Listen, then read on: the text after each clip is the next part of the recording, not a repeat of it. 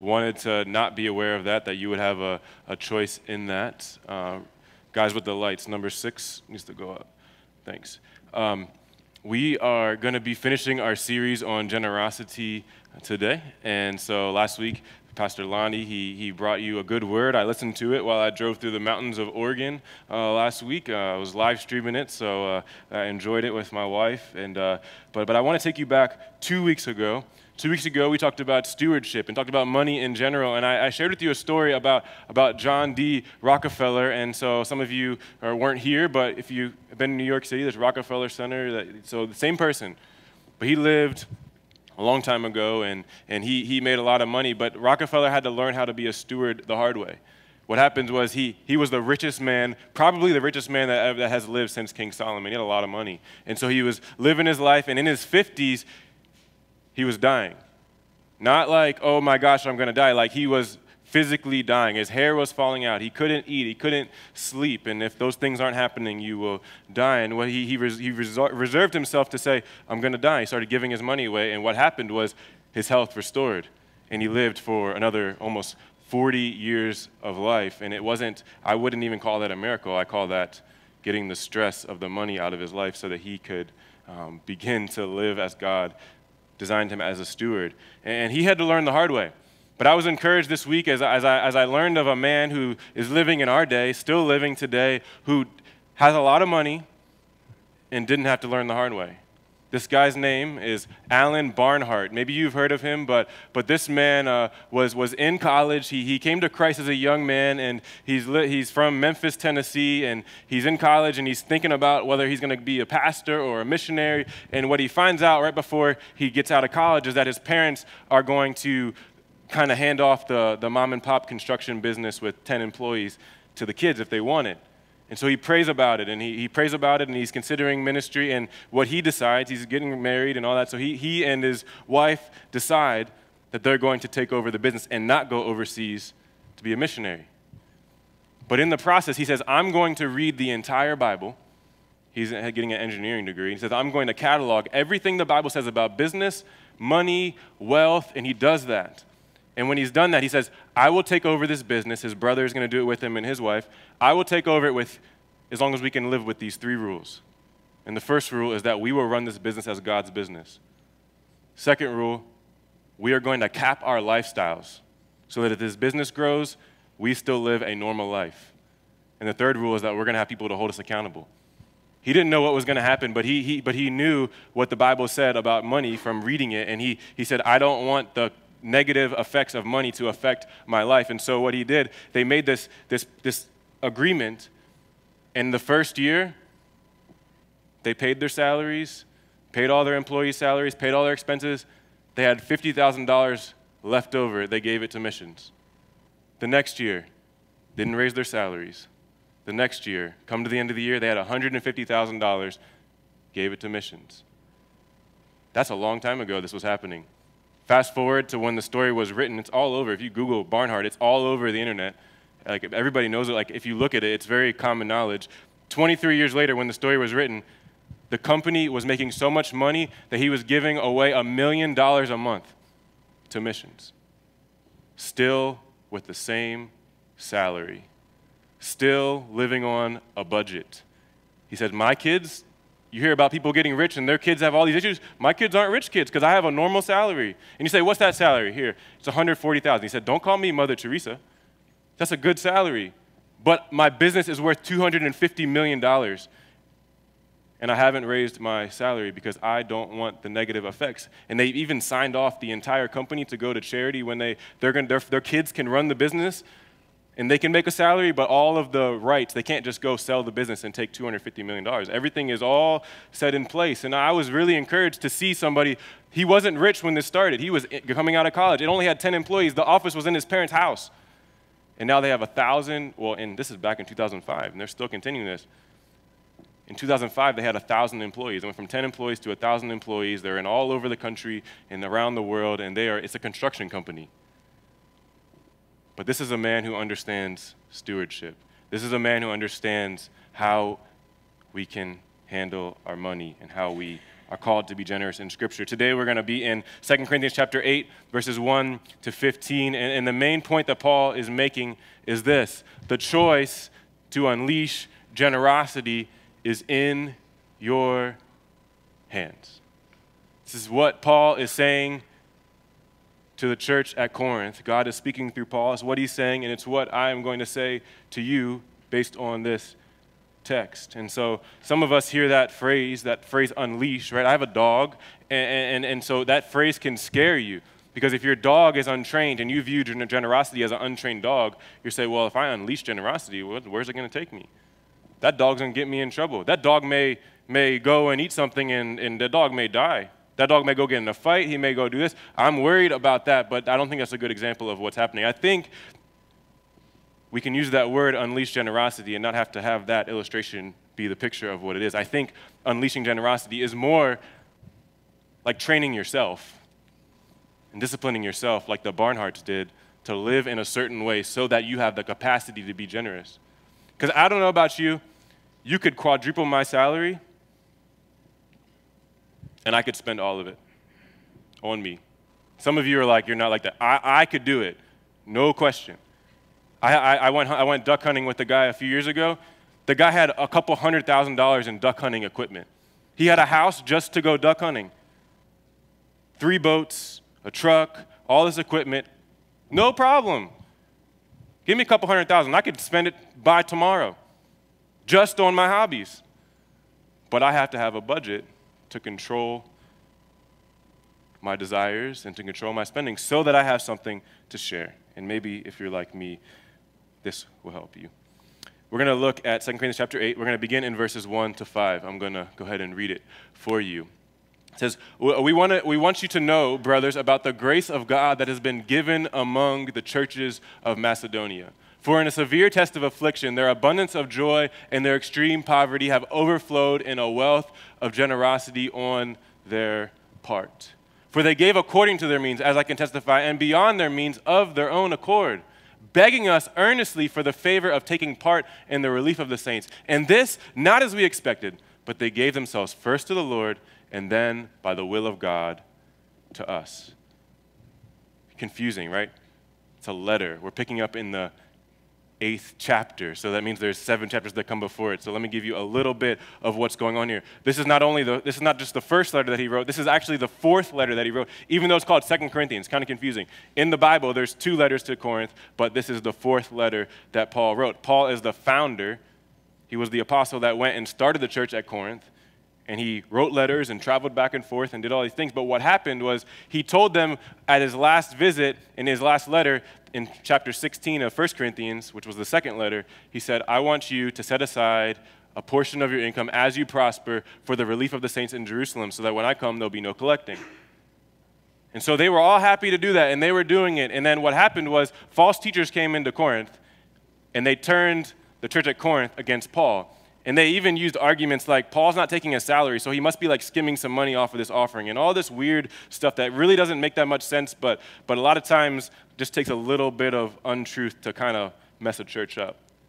And so this church was messed up, and so Paul references in this letter another letter that he wrote, and he said, I'm thankful that you repented because you changed your mind. And now he's saying, okay, our relationship is okay now, but you still haven't started giving to this offering. And so he's writing this letter to help them move them in this direction. And he uses the example of churches in Macedonia.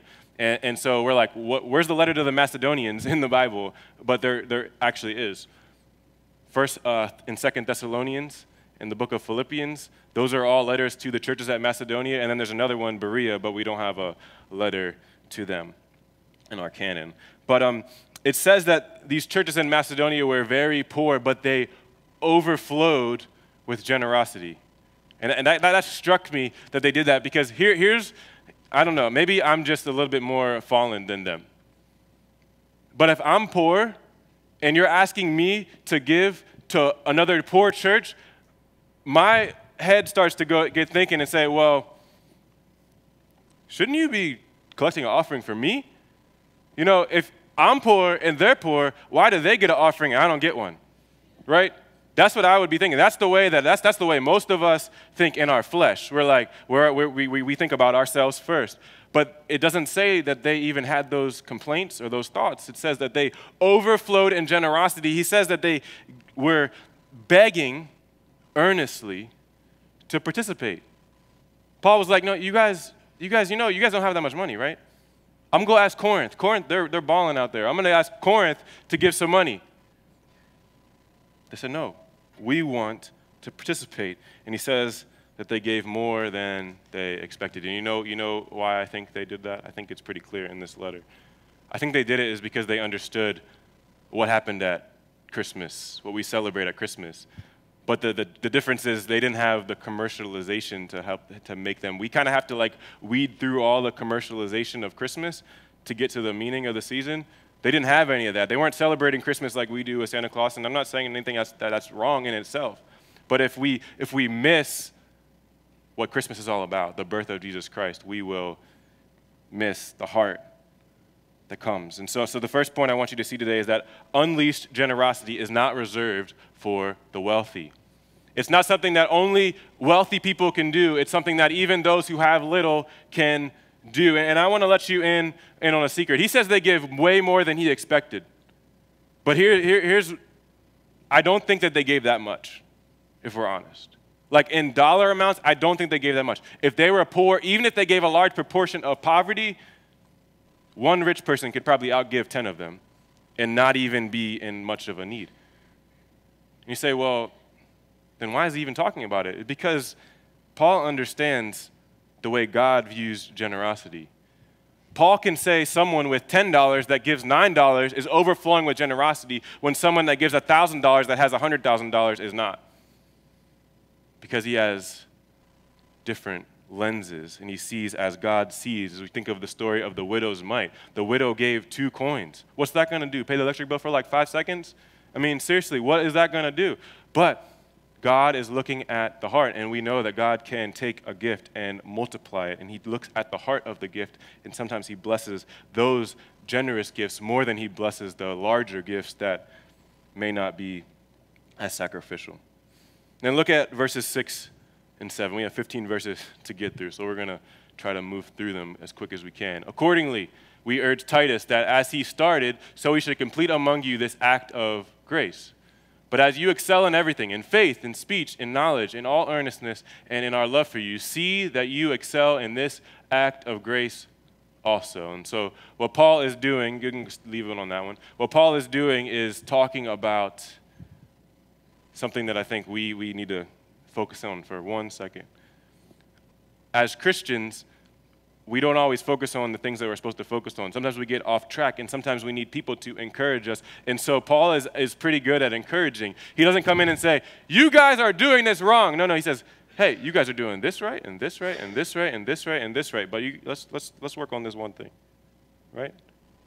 Some of you are going to have someone at Christmas in a couple of days in your family, and you know they got something going on, and you're just going to focus on that one thing they need to do, and you're not going to tell them anything they're doing right.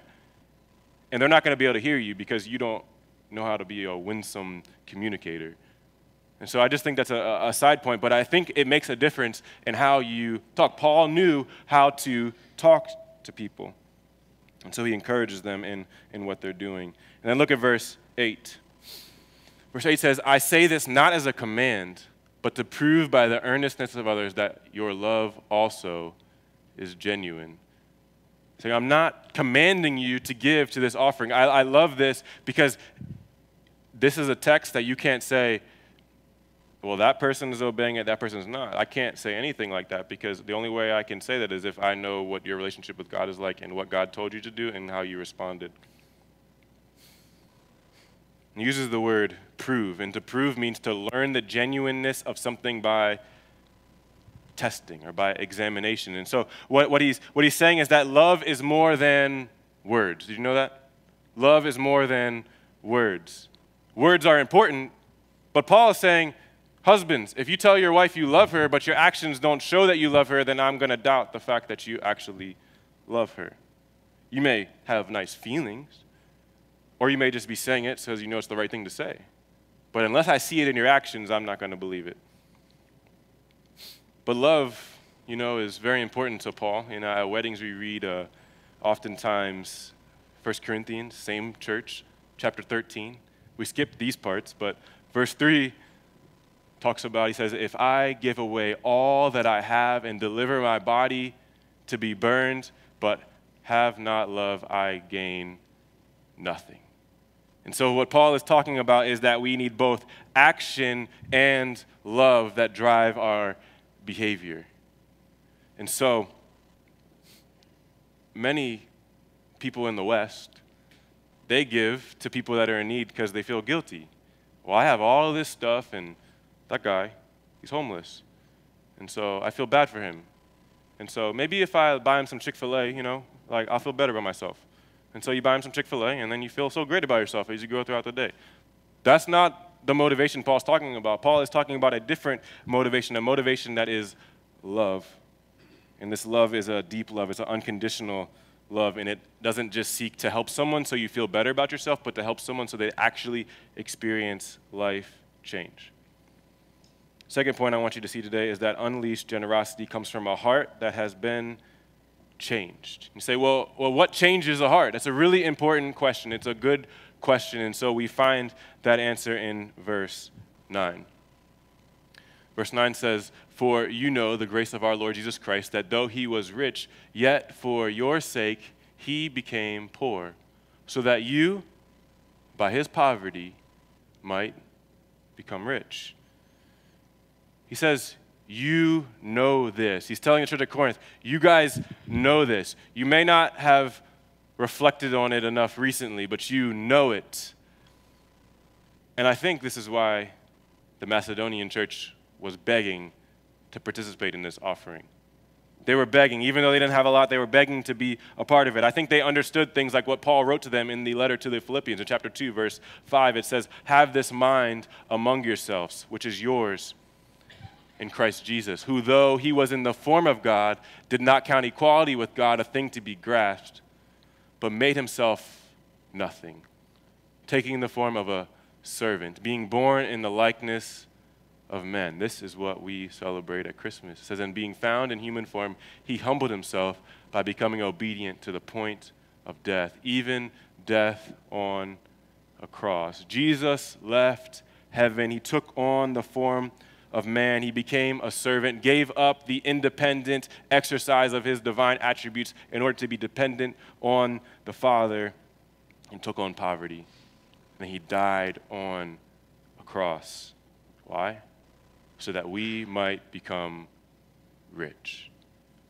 And if I take that and I say it in another church, some people might start up, get up shouting and all this stuff, but what does that mean? You guys have heard me preach enough to know that this obviously is not going to mean material riches. Doesn't mean that everybody's going to have a $250 million company. Doesn't mean everybody's going to have even a six-figure income. Doesn't mean that. Doesn't mean that even comparison with your neighbors, you're going to be doing better than them. It's talking about spiritual richness. It's really obvious to me when I look at this, because he's writing about an offering for poor Christians, and he's telling them about poor Christians that help other poor Christians. And so if we're saying that if you get this right, then we're going to get materially rich, it's like, well, then what's wrong with those two churches? What's wrong with those whole towns and cities? Why are they all poor? But I think we learn that even the poorest Christian is richer spiritually than the richest heathen. And their riches will last because they're spiritual. I believe this is why the Macedonian Christians were so eager to help, because they understood that Jesus set the example for them. They understood it, and they wanted to emulate it. They wanted to be like Christ, which is what it means to be a Christian. Look at verses 10 and 12 of our main text. It says, and in this matter I give my judgment. This benefits you, who a year ago started not only to do this work, but also to desire to do it. Now finish doing it as well, so that your readiness in desiring it may be matched by your completing it out of what you have. For if the readiness is there, it is acceptable according to what a person has, not according to what he does not have. I really like this. Paul is not asking them to do what the Macedonians did. He's not asking them to give beyond their means. The Macedonians, Christians, did that freely. He's not even asking them to do what Jesus did. What did Jesus do? He gave everything.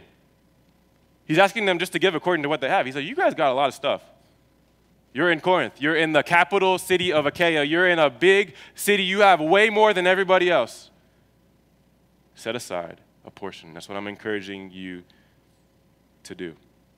Give according to what you have. He continues in verses 13 and 14 with this. It says, for I do not mean that others should be eased and you burdened, but that as a matter of fairness, your abundance at the present time should supply their need, so that their abundance may supply your need, that there may be fairness.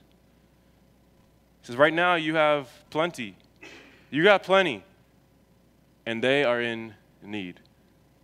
And maybe one day, you're going to be in need. Maybe your city's going to go through a depression, and they're going to have plenty, and then I'm going to write them a letter to tell them to help you. Makes sense?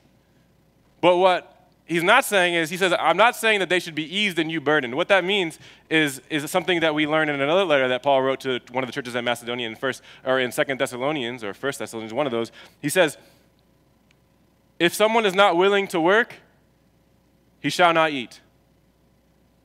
And so I have to believe that when Paul took this offering, that he had some criteria when he gave the money up. So he's not saying, hey, you guys bust it, work, do everything, you make a big income, and then these guys are just going to sit around and do nothing, and we're going to give them some money so that they can just keep sitting around and doing nothing. That's not what's going on, right? This church is experiencing persecution. This church doesn't even have opportunities to make incomes, and maybe they have a job, and people are stealing from them and all those things. And so he's asking them to help people that are actually in need. We have to look at this holistically. But he's saying that this should not burden you. This is not something that should be something that you're like, oh man, I can't pay my bills now because I'm helping people. And so some of us have a tendency, I don't have this tendency. Some of you have a tendency to say, oh man, there's a need, let me just give away, and then now I'm in need, right? He's saying don't do that. That's foolish. But if God has given you an overabundance, maybe he's given you that so that you can help others. Let's contextualize this. He's not saying that the people in Corinth are all driving Mercedes, right? They got money. They're all driving Mercedes and BMWs and Lexuses, and they're all driving these nice cars. And he's saying, hey, the people in Jerusalem over there, they're driving 1990 Honda Civics, and I don't think they should be driving that. That's not right. So how about you sell your car, and then we're going to buy all of us Hondas, right? We're all going to drive Hondas around because that's fair. No. It's more like the people in Jerusalem can't afford to put food on the table. Maybe they can afford one meal a day, so they're staying alive, but they're in dire need. Maybe there's a special circumstance where there's somebody in Jerusalem who has a job, but they can't go to work because their car broke down. They don't have any money to get the car fixed, right? Obviously, in Jerusalem, they didn't have cars, right? I'm trying to bring this to our day. But these are the type of things that if we're going to live out this text, we have to be considering. And then we have verse 15, our final verse. It says, as it is written, whoever gathered much had nothing left over, and whoever gathered little had no lack. So he's quoting, right? And you say, well, where is he quoting from? Most of your Bibles, if you look, will have a little number. It'll send you to the bottom of the page or the right of the page, and it's going to say Exodus 16:18. And if you look at Exodus chapter 16, he's talking about manna in the wilderness. And here's why I think this is here. If you one of the Israelites in the wilderness, and every day manna comes down from heaven, nobody has a problem saying God's providing that, right? Every day it comes down, and if you take too much, it rots, and if you take and there's enough for everybody, every day it keeps happening. Easy to give God the praise for that. Here's my issue. I worked hard. I went to college, got a good degree, got a good job, now I'm making income, and now I am working, and I'm getting a paycheck, and I'm providing for myself, is what it feels like. And if we're honest, that's what it feels like. And so I had to wrestle through that this week, right? It feels like I'm the one providing for myself if I'm doing all right. But the third thing you have to understand, third point for today is this. Unleashed generosity is rooted in the belief that God provides everything his people need. Let me tell you about a woman who understands this. Read this story this week. This is she's a lady, she's a doctor in Texas. And so she was making a really good income, but she said, I was just unfulfilled. I met all my goals, making a lot of money. I could buy anything I wanted. I didn't even have a budget. Everything was great. But I wasn't happy. I wasn't fulfilled. And so she said, I would go on runs. And when I go on runs, I said, God, speak to me. And so what God told her is this: work like a doctor, live like a nurse. And so she started to wrestle through what might that mean, right? And so she went back and she said, she did the math and said, I could live just fine on a nurse's salary. Or the nurses that work with me live just fine on that. I'm single. I don't even have a family. She said, so it took some time to adjust, but she put herself on a budget for a nurse's salary. So now she had to start tracking her spending and all those things. But here's the thing. She was making 4 times the amount of a nurse. She was a really good doctor. And so what she did is she started living on 25% of her income and giving away 75% of her income to missions, people in need. She's Christian. She's doing this because God led her to do this. This is a woman, she said, well, some people, they ask me, they say, well, like, you should keep that. You deserve it. You go to investors, and they're like, no, do you earn that? Like, you should put it away, and maybe you'll get married one day. Maybe you'll give it to your family, all this stuff. And she said, listen, what God showed me as I studied this is that he's given me opportunities that other people didn't have.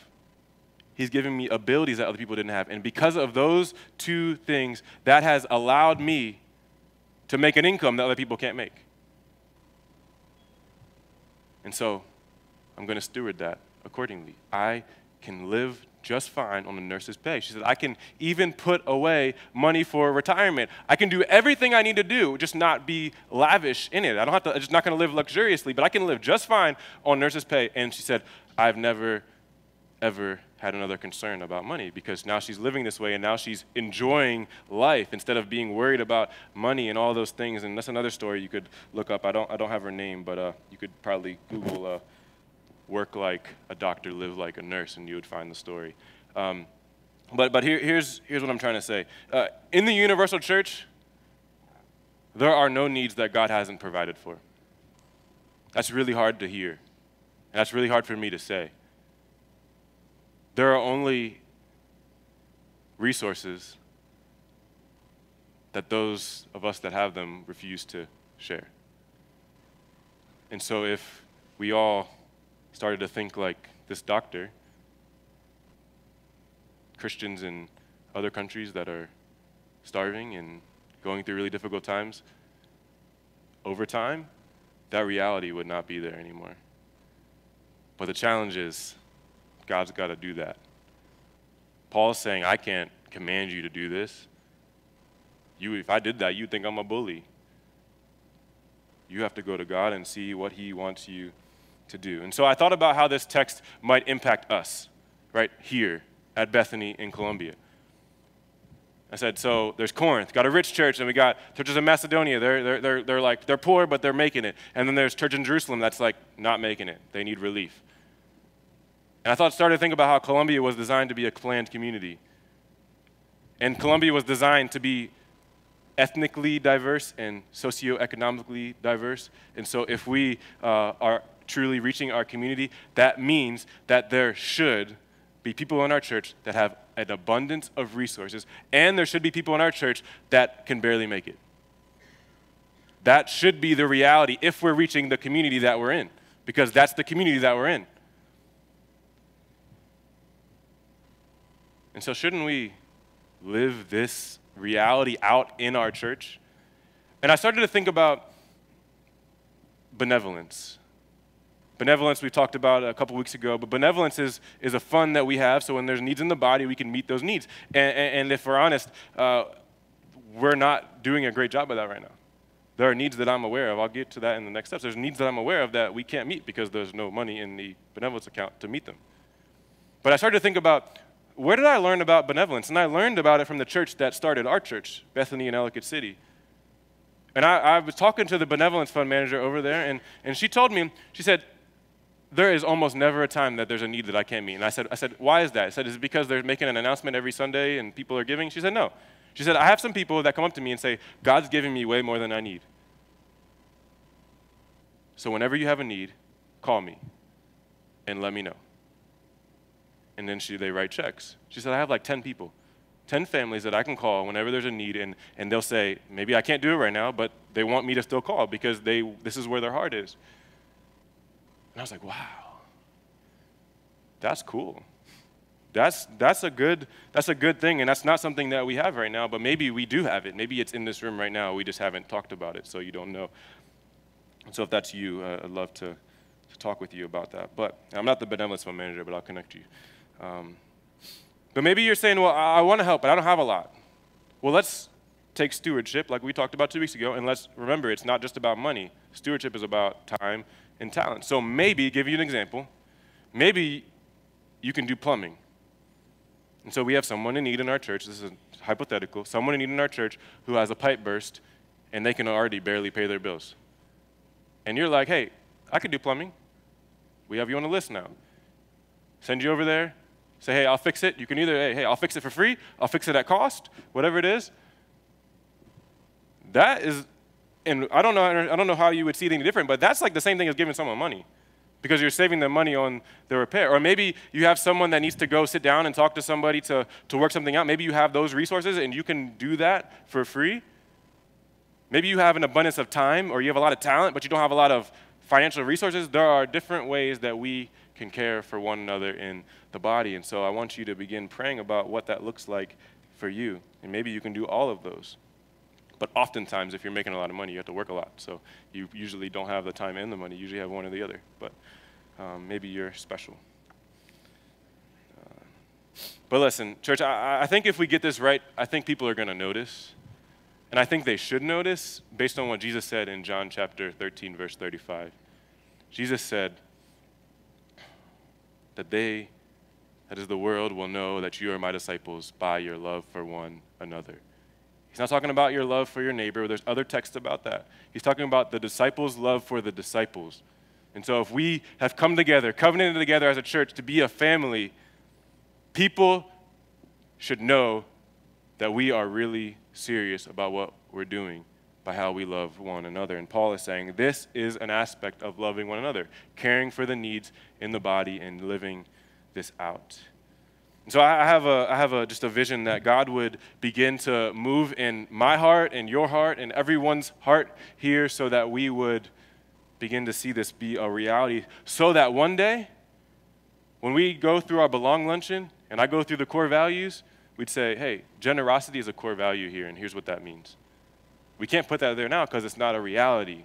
Core value has to be something we're living out, but I don't know. Maybe it will be, maybe it won't be, but my hope and my prayer is that we will grow in this. And so I want to give you some next steps to help us do that. And so the first next step is next step A, reflect on what Jesus did in becoming poor for you. And I believe that this is the meaning of the season, right? This is the reason for the season. This is, if you take away all of the commercialization of Christmas, Jesus became poor for you. If you come back tomorrow, you're going to hear a message, a short message, promise, about Jesus and what he did for us. I'm not talking about generosity, so don't be afraid. Come on back. We're going to talk about that. Invite your friends. Next step B, pray about ways you can help meet a need this Christmas. And so I started to get really creative as I thought about this. I told you there's a need in our church right now. It's about 2,500, give or take, and we can't meet it yet. But I hope we can. I hope we can. And so maybe you got some money sitting around and you're like, hey, I got $100. Benevolence box is out there. Drop it in. Listen, there are other ways that you can create capacity to be generous. And so I started thinking about Christmas, right? And so some of you are going to get, let's say, for example, let's say I asked for a floor jack, like to jack up your car to change the oil. Well, let's say I asked for that for Christmas. Well, I already have a floor jack, right? I just want a new one. So I get a floor jack. My old floor jack's worth $50. Put that thing on Facebook Marketplace, get $50 for it, drop the $50 in the benevolence box, right? You're creating capacity to be generous. Here's another thing. Maybe you get presents, and you're like, I don't need that. I don't even want that. Say thank you. Take the present, go to the store, get a gift card, give the gift card to the benevolence fund manager, say, hey, I wanted this to bless somebody. Or get the gift card and say, it's Walmart, right? I can buy my groceries here.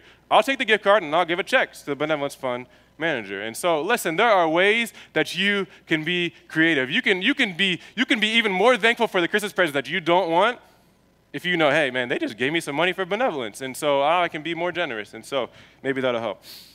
Next step, C. Set aside a portion of your income for benevolence. I've talked about this before. I think that this is something we've talked about, saying every second Sunday, giving $5 to benevolence. If we do that, we're not going to meet all the needs that we have. Just to be honest, that's not enough. That's enough to like help one person. But I'm hoping that as we reach our community, that God's going to bring us more than one person to help a month.